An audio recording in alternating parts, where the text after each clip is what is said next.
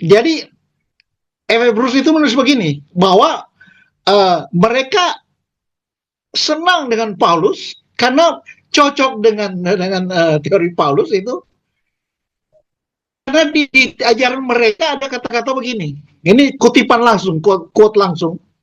Rumah yang dibangun oleh tukang-tukang tidak dapat mengurung bentuk yang suci dengan segala dinding tembok. Jadi artinya cocok gitu. Paulus kan bilang, Paulus menolak itu kuil-kuil, candi-candi dan mezbah-mezbah penyembahan kepada dewa gitu. Ternyata orang-orang Epikurean waktu itu setuju dengan Paulus juga. Walaupun saya nanti bicara Stoa nanti, tapi saya maksud kebetulan udah baca ini, Stoa juga begitu. Stoa menganggap kecocokan dia dengan mereka dengan Paulus adalah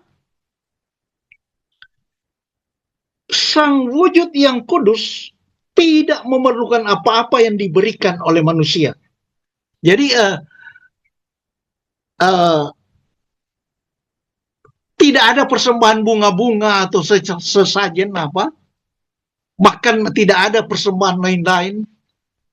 Kalau itu karena sang wujud yang kudus itu tidak memerlukan apa-apa yang diberikan oleh manusia. Gitu. Artinya tidak menambah lah bagi dia gitu. Nah, sekarang tentang Stoa itu sendiri. Itu Stoa jauh lebih dari Epikurean lagi. Karena mereka itu kalau Anda buka YouTube, bahkan terutama kalau buka YouTube dalam bahasa Inggris atau Jerman dan sebagainya, itu yang paling dominan itu Stoa, Stoikism. Luar biasa dia itu. Bahkan sekarang ada sejumlah profesor baru di beberapa universitas di Amerika dan Eropa yang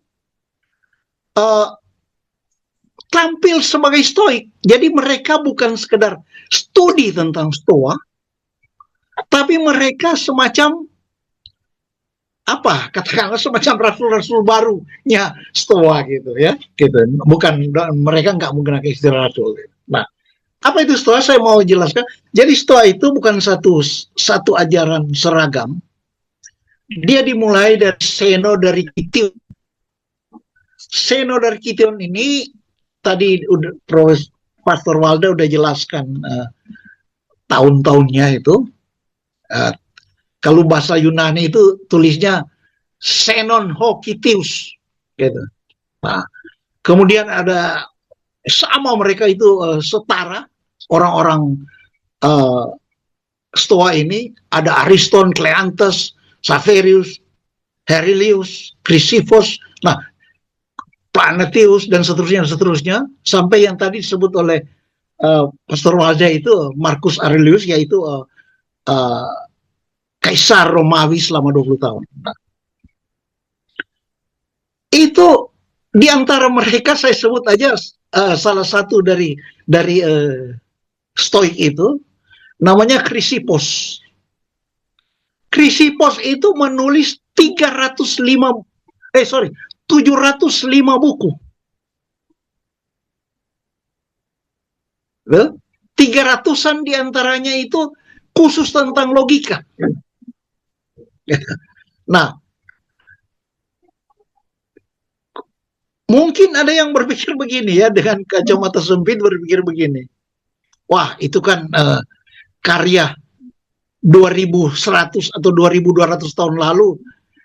Orang Manado bilang itu udah kacang-kacang mas sekarang gitu kan gitu. Tidak, sama sekali tidak. Karena apa? Saya kebetulan mengedit dan menerbitkan karya Plato. Karya Plato itu lebih jauh lagi, 2400 tahun lalu, yang sampai hari ini hitung dengan jari orang bisa baca sekaligus gitu. Satu halaman aja bisa bolak-balik untuk cari mengerti itu.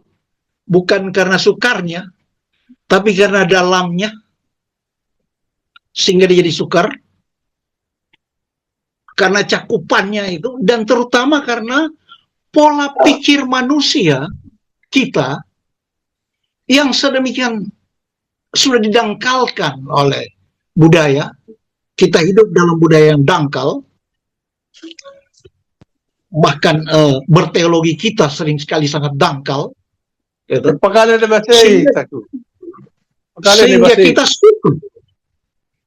Sehingga kita sukar untuk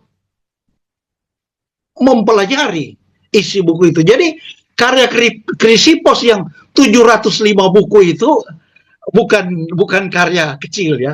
Dan itu bagaimana kita bisa bayangkan orang masih menulis pakai bulu-bulu angsa, belum pakai komputer dan sebagainya, dan bisa begitu, itu kan bukan sangat gitu ya.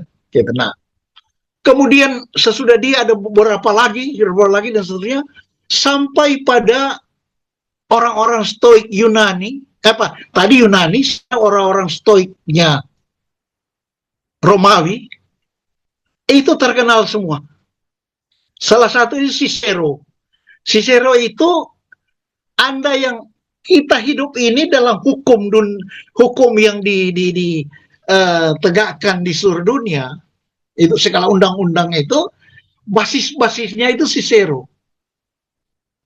Itu, Nah, kemudian ada Seneca dan itu Marcus Aurelius. Terus masih banyak lagi dari abad ke abad ya, sampai tahun-tahun 1500 seterusnya, sampai abad 21 ini, 2020-an, itu banyak pemikir baru dengan kemampuan yang luar biasa, dan mereka semua punya pengikut. Nah, yang saya hendak tekankan di sini adalah baik Epicureanisme maupun Stoikisme adalah faktanya mereka semakin bertambah pengikutnya di dunia modern. Kita tahu banyak sekali orang Kristen yang gara-gara mengalami kegersangan kultural oleh budaya industrialisme, mereka sempat berlari ke ilmu-ilmu kebatinan timur, gitu kan? Nggak usah jauh-jauh yang ada di Jalan Fatmawati Jakarta itu, Subud, yang didirikan oleh orang bernama Subud itu bahkan beberapa gedung besar di Jalan Sudirman itu dia punya, karena dia sempat jadi luar biasa kaya, karena di luar orang-orang kaya di Jerman sampai Jepang itu jadi pengikut dia, dan mereka itu banyak di Eropa itu umumnya dari Kristen. Nah, jadi waktu dulu sempat orang-orang, kita masih ingat band The Beatles sampai datang ke India belajar itu kebatinan Hindu, karena mereka merasa Kristen itu simplikasi. Mereka merasakan Kristen itu terlalu simplikasi, dogma-dogma hafalan yang sering tidak mampu dilandaskan oleh praktek oleh pengkhotbah itu sendiri, gitu, dan lain-lain. Bukan cuma soal itu, kalau itu sih soal eksidental kan itu, tapi bukan universal. Tapi ini soal universal, bagaimana mereka merasa. Nggak usah jauh-jauh, Sai Baba itu yang dari India itu, dia kalau datang khotbah di Jakarta, orang memberi persembahan sampai berkilo-kilo emas itu, berkilo-kilo mereka beri persembahan. Gitu. Kenapa? Mereka merasakan kebutuhan rohani mereka lebih dipuaskan dibanding dogma-dogma yang simplikatif, menyederhanakan soal gitu. Allah itu sumber kebenaran dan itu apa? Tapi kita jelaskan kebenaran itu seperti apa. Gitu. Seperti apa penjelasannya. Tentu saja bukan semua begitu ya. Bukan semua begitu. Kita tahu saya sendiri tahu sekali bahwa teologi Kristen itu paling maju itu dan tahulah semua itu. Tapi di jemaat itu kan nggak usah jauh-jauh lah di Manado di Minahasa itu orang cuma salah sedikit udah panel wire. Sampai ada saya lagi di Manado itu seorang murid siswi anak gadis SMP nyasar panah wire tembus di lehernya. Saya ikut datang jenguk gitu. Itu kegagalan etika gereja semua itu. Dan Prof, kalau lihat bisa saya interupsi Prof Benny? Silakan. Oke, yang mungkin saya ingin membidik di sini, Prof, dari perspektif pandangan dua filsuf, baik Epikuros maupun Stoa, mengenai self-eksistensi Allah tadi kan. Jadi kalau tadi dikatakan memang ada semacam gambaran, kita tidak bisa menyederhanakan melihat bahwa pandangan Epikuros maupun Stoa itu Allah tidak peduli misalnya dalam pandangan Epikuros ya. Sementara Stoa berkata bahwa Allah itu prinsip impersonal. Nah, yang kita coba lihat di sini nanti ada tiga aspek penting Prof Benny dari percakapan talk show kita malam hari ini. Yang pertama kita akan bicara tentang self-eksistensi God, baru kemudian kita akan bicara pandangan dari ketiga, baik Stoa maupun Epikuros dan kekristenan dalam perspektif melihat manusia itu seperti apa. Baru yang ketiga mungkin kalau boleh kita bicara tentang keselamatan. Nah, jadi poin yang pertama ini mungkin kalau boleh kita diving di situ, Prof. Nah, kalau saya bisa beranjak kembali ke tentang self-eksistensi Allah dalam pandangan Profesor Benny Matindas, melihat bagaimana pandangan Epikuros maupun Stoa ini. Silakan Prof, dilanjut. Nah, sederhananya itu begini. Jadi Epikuros itu semua orang kan mencari substansi kalau mencari Allah. Kita orang mencari Allah, walaupun kita sendiri mengimani bahwa Allah yang menjumpai kita, revelation, karena kasih kurnianya, tapi secara kodrati manusia yang memiliki nalar, yang diciptakan punya nalar, akan mencari selalu jawaban terakhir atau substansi terdalam dari segala sesuatu. Nah, Epikuros menemukan atom bahkan lebih dalam lagi. Nah,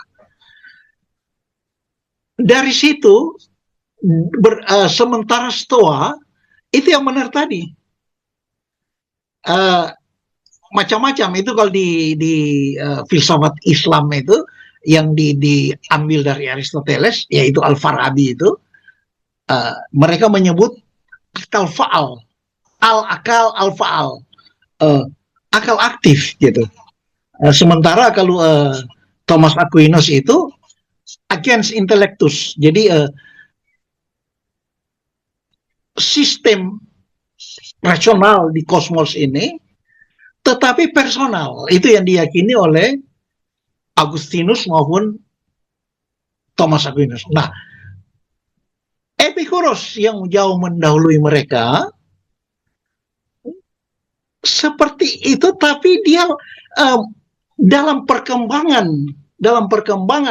berpolarisasi dengan Kristen maupun dengan aliran-aliran lain, mereka semakin memantapkan pada materi, gitu, materi. Nah, itu yang hampir mirip dengan dokter Eli Lasut ketika dia dengan segala argumennya dia mengatakan Allah itu energi. Gitu. Itu mereka pada akhirnya ke situ. Gitu. Nah, jadi itu udah makin reduksi itu ya, udah makin mereduksi. Jadi masih lebih baik ya sistem. Jadi ada sistem yang dan bahwa sistem ini yang merupakan dasar dari segala sesuatu, pencipta dari segala sesuatu, itu semakin tidak terbantahkan dengan penemuan-penemuan semua penemuan-penemuan yang terutama belakangan ini yang paling berkembang itu yang disebut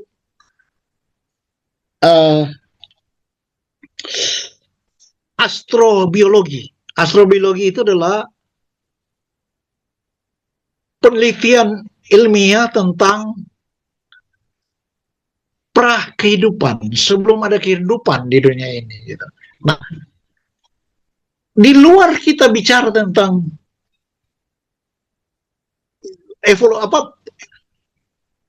apa pertentangan yang udah klasik dan sudah buntu antara evolusionisme dan kreasionisme dan sebagainya itu, tetapi khusus tentang kehidupan sekarang dan itu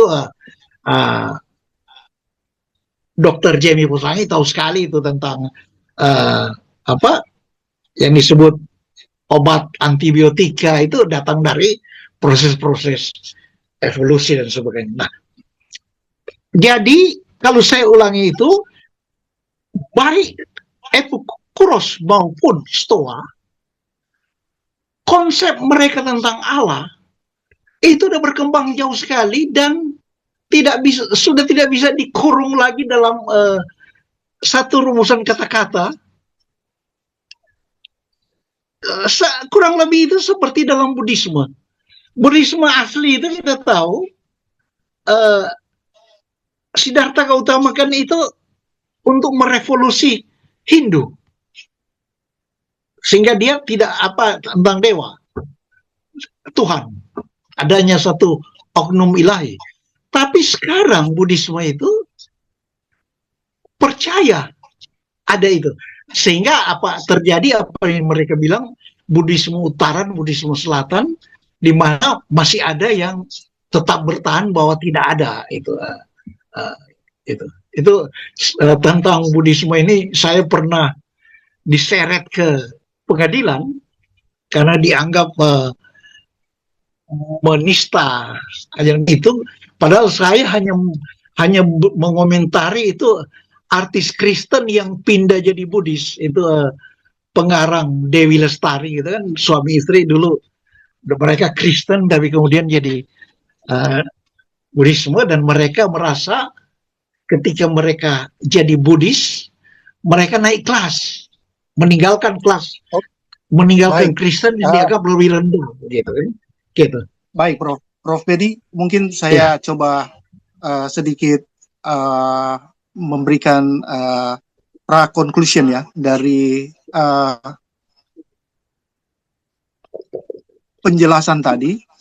Epikuros itu dan Stoa kita tidak bisa melihat sesederhana ya dari penjelasan-penjelasan yang mungkin minta maaf ada beberapa sumber, tetapi kita kalau lihat dan coba diving di pemikiran tahun-tahun sebelumnya, bahwa mereka tidak hanya sekedar melihat Allah itu seperti menyederhanakan gitu ya, tetapi ada pandangan sedikit dari mereka yang dari kaum kekristenan melihat ada perbedaan yang sangat signifikan, seperti misalnya bahwa Allah tidak peduli, sementara di dalam kekristenan itu kan yang seperti tadi juga Prof Beni sampaikan bahwa bukan kita yang mencari Allah, tetapi dia yang sebenarnya dalam bentuk transenden, tetapi dia mau menjadi imanen atau Immanuel dalam bentuk Kristus yang tadi sudah dijelaskan oleh Prof Jamie Posangi, bahwa kebenaran absolut itu ada pada Kristus dalam statementnya yang berkata, akulah jalan, akulah kebenaran, dan akulah hidup. Iya. Kita tinggalkan sementara Profesor Benny Matindas. Kita tahan dulu, Prof, supaya ini bisa berkembang. Yang penting melihat itu dengan dialog, ya.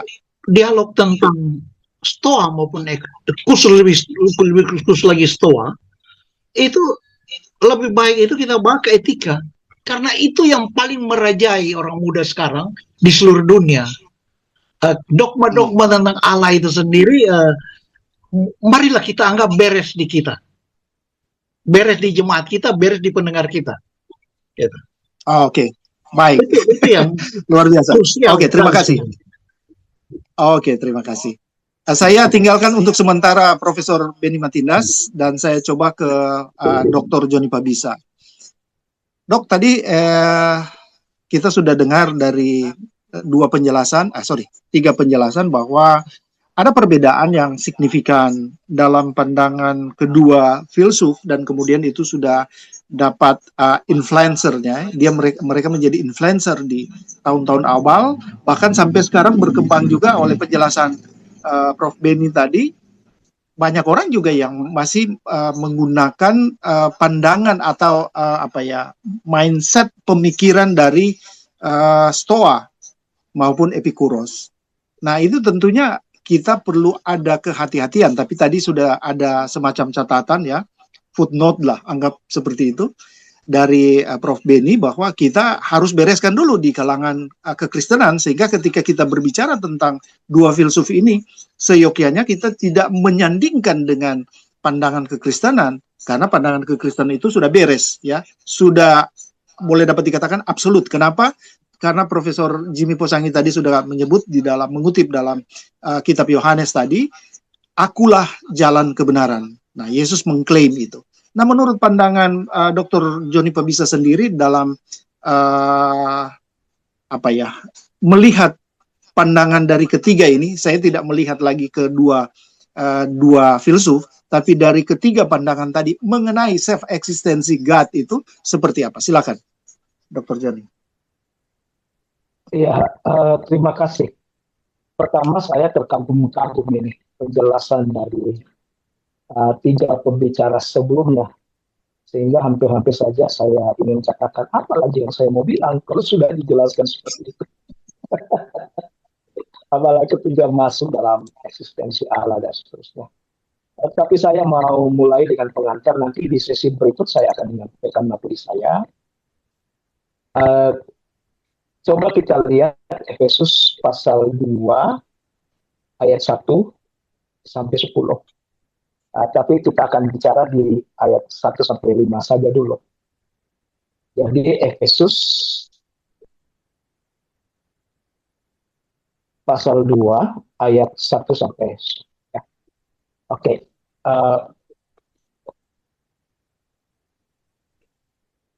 Kalau saja ayat 1 ini disampaikan kepada kita, kamu dahulu sudah mati, rasa nyaman tidak? Padahal kita ini masih hidup, sama dengan jemaat di Efesus. Jemaat di Efesus itu masih hidup, tapi Paulus bilang, kamu dahulu sudah mati. Nyaman tidak? Tentu tidak nyaman. Lalu lebih tidak nyaman lagi kalau kemudian kita baca selanjutnya, karena mati, maka kita itu akan dimurkai oleh Allah. Ini menjadi sesuatu yang sangat tidak nyaman. Dan ayat ini tidak disukai oleh para Epikuros dan para pengikut Stoik. Rasul Paulus sendiri mengatakan, saya itu udah begitu. Saya bisa membayangkan itu bagaimana stresnya ya Rasul Paulus dengan jemaat Efesus itu kalau kemudian dia tidak ada masa lalunya. Lalu ada kebutuhan supaya bagaimana bisa terlepas dari rasa tidak nyaman itu. Dalam semangat itulah Epikuros menjadi penting. Bahwa ketiga orang ingin melepaskan diri dari penderitaan menuju kebahagiaan. Ada konsep-konsep yang kemudian ditawarkan, pemikiran-pemikiran filsafat ditawarkan di sana. Dan bahwa Epikuros itu adalah sesuatu yang sudah sangat ya, sudah gampang cocok dengan kebutuhan manusia. Sehingga ketika kita semua ditawarkan kebahagiaan, hampir-hampir tidak ada yang mau menolak itu. Termasuk ketika ditawarkan, bagaimana, mau nggak lepas dari murka Allah? Mau nggak lepas dari keadaan yang sudah mati itu? Sudah mati karena pelanggaran-pelanggaran, kita tidak memiliki hubungan yang harmonis dengan Allah. Kita mau ditawarkan seperti itu. Tentu kita akan sambut itu, kita akan bahagia sekali kan, kita mau itu. Nah, cuman persoalannya adalah ada yang menawarkan dengan usaha sendiri dan ada yang menawarkan bukan dengan usaha sendiri. Nah, di mana bagian Epikuros di situ? Bagian Epikuros adalah ketika manusia itu menjadi solusi, bukan Allah sebagai solusi. Dan gitu. Oleh karena itu, banyak yang kemudian beranggapan begini, untuk lepas dari keadaan mati menjadi hidup, untuk lepas dari murka Allah, mendapatkan kelepasan dari murka Allah, maka perlu satu, hidup saleh, perlu dengan usaha, perlu dengan perbuatan, perlu dengan berbuat baik sebanyak-banyaknya, perlu tanggung jawab dan seterusnya. Gitu. Bagaimana itu supaya stabil? Maka di situ bagiannya stoik, gitu. Stoa harus kembangkan diri. Nah, ini dari irisan untuk usaha-usaha pengembangan diri juga ini perlu kita cermati di saat sekarang. Jadi ada usaha-usaha itu. Jadi semua yang berpusat pada solusi yang ditawarkan oleh manusia, disitulah irisan dari Epikuros dan Stoik. Jadi kalau kemudian terjadi dinamika yang begitu cepat dengan adanya perkembangan ilmu dan teknologi, temuan-temuan yang luar biasa, itu juga adalah bagian dari proses yang memang diharapkan oleh Epikuros dan Stoa. Tetapi kemudian Rasul Paulus memberikan solusi yang lain. Ya, dia mengabaikan usaha manusia. Makanya di dalam ayat yang kelima di sana, dia bilang di situ bahwa persoalanmu itu sebenarnya sudah selesai di ayat 5 itu. Kalau saja kamu percaya pada Kristus yang sudah mati, dikuburkan, bangkit. Lalu ia menguatkan di ayat 8, ayat 9, bahwa Epikuros dan Stoik itu tidak mengambil bagian di dalam kasih karunia dan di dalam keselamatan oleh iman. Nah, itu yang menarik di situ.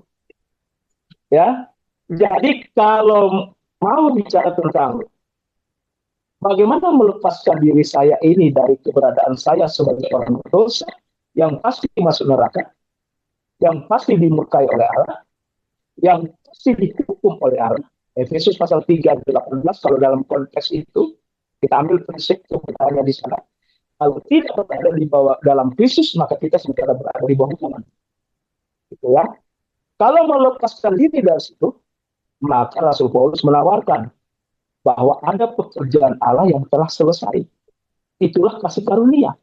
Ada sesuatu yang Allah mau berikan dengan cuma-cuma, bukan karena kita sanggup, bukan karena kita Epikuros, bukan karena kita Stoik, tetapi karena kita memang tidak ada apa-apanya dan tidak mampu. Tidak mampu. Epikuros dan Stoik tidak bisa memberikan hasil untuk menyelamatkan kita. Karena keselamatan itulah kebutuhan mendasar. Dan kemudian lebih tegas lagi di sana, Rasul Paulus mengatakan itu bukan Epikuros dan bukan Stoa. Bukan hasil usaha, bukan hasil pekerjaan. Jangan ada orang yang memegahkan diri. Ulang. Jadi saya bisa membayangkan bagaimana stresnya jemaat di Efesus ketika dikatakan mereka itu adalah mati dan orang terhukum.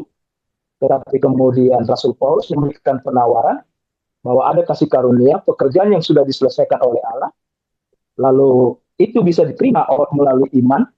Imannya, subjek dari iman itu adalah Kristus. Kristus yang seperti apa? Yaitu Kristus yang sudah mati, dikuburkan, dan bangkit. Itulah solusi hari ini yang bisa memberikan solusi kekal. Kalau Epikuros dan Stoa itu bisa saja memberikan solusi sementara, tapi dia tidak berdasarkan anugerah, tidak berdasarkan kasih karunia Allah, tapi berdasarkan usaha, dan itu tidak cocok dengan Efesus pasal 2 ayat 8 dan 9. Saya kira bagaimana posisi Allah? Ya, posisi Allah ini menyampaikan kebenarannya. Jadi Allah tidak pernah berfilsafat karena dia adalah sumber kebenaran. Kalau kemudian kita akhirnya mencoba memahami kebenaran itu lewat pengamatan, lewat analisis, dan lewat penyimpulan, memang karena kita bukan sebagai sumber kebenaran. Kita adalah orang yang di posisi tadi yang saya katakan. Sehingga kita harus mencari kebenaran. Kita berfilsafat di sana. Dan tawaran yang paling cocok hari ini adalah Epikuros dan Stoa. Nanti saya akan menyampaikan bagaimana Epikuros dan Stoa itu sebenarnya sudah terjadi di dalam gereja, di dalam pelayanan, dalam kehidupan orang percaya. Terima kasih. Tuhan memberkati. Baik, terima kasih Dr. Joni. Saya sebenarnya mau bikin 3 sesi ya. Sesi yang pertama itu self-eksistensi Allah, baru kemudian bagaimana manusia, gitu kan? Dan kemudian kita bicara tentang keselamatan. Rupanya ini langsung gabung entero ini, Pak. Orang Manado bilang. Jadi langsung borong ya. Langsung dengan bagaimana keselamatan itu sendiri yang coba Dr. Joni buat pendekatan lewat surat Paulus dalam ke jemaat Efesus ya. Nah, saya pikir itu juga sama hal yang ditekankan oleh Paulus itu dalam pandangan Stoa maupun Epikuros itu pada ayat 28, ayat 8 dan ayat 9 ya. Karena kasih karunia kamu diselamatkan oleh iman. Itu bukan Stoa, bukan Epikuros, tetapi anugerah. Saya pikir demikian yang sudah disampaikan, tapi tidak apalah, karena ini sudah dijawab oleh Pak Dr. Joni. Kita tidak lagi melihat bagaimana ini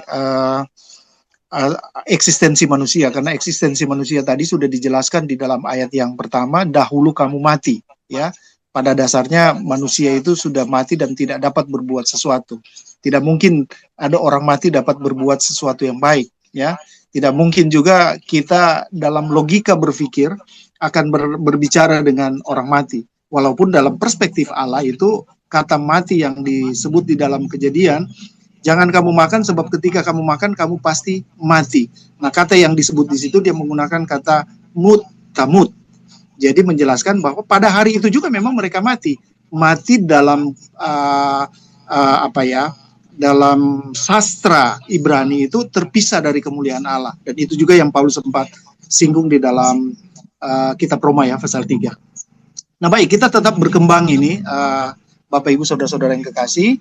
Saya coba kembali ke Kapten Gendry. Tadi sudah dijelaskan, Cap, baik eksistensi Allah maupun eksistensi manusia.